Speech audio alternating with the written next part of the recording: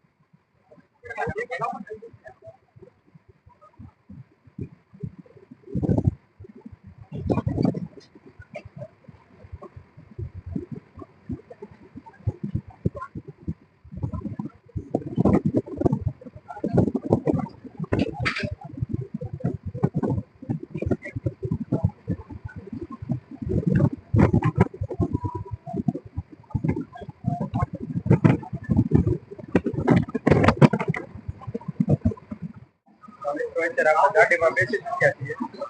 Train હાવ ખાલી છે. આપણું બેગ છે, પિયુષ કાગડિયા, કેયુર કાગડિયા. જ્યાં વખતે પરીક્ષા દેવા ગયા હતા કેવો અનુભવ રહ્યો ભાઈ? બે ગયા છીએ, ગાડી અહીંથી ઉપડી ગઈ છે. હવે અત્યારે પેલું સ્ટેશન બોટાદ છે આપણું. જોઈએ અહીંયા કેવી ટ્રાફિક થાય છે. અત્યારે હાવ ખાલી જ છે ટ્રેન. તો મિત્રો, નિર્ધારિત સમયથી 2 મિનિટ લેટ આપણી ટ્રેન પહોંચી ચૂકી છે બોટાદ જંકશન રેલવે સ્ટેશન પર. અહીંથી તમારા સાળંગપુર જવા માટે પણ રિક્ષા મળી રહેશે અને સિટી બસ પણ મળી રહેશે.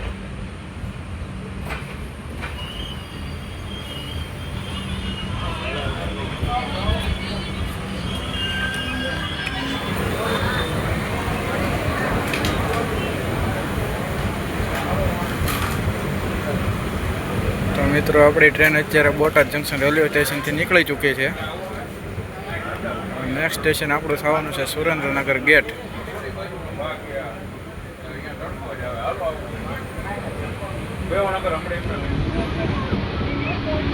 તો મિત્રો, નિર્ધારિત સમયથી 10 મિનિટ લેટ આપણે પહોંચી ચૂક્યા છીએ સુરેન્દ્રનગર ગેટ રેલવે સ્ટેશન પર. અહીંથી હવે સીધું અમદાવાદ સ્ટેશન આવશે. અહીંયા ગળદી છે થોડી ઘણી.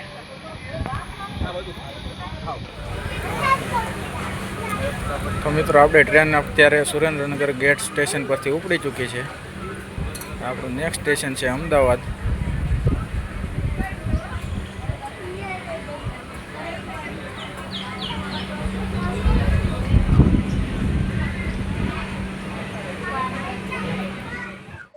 તો મિત્રો, નિર્ધારિત સમયથી 5 મિનિટ લેટ આપણે પહોંચી ચૂક્યા છીએ અમદાવાદ જંકશન રેલવે સ્ટેશન પર.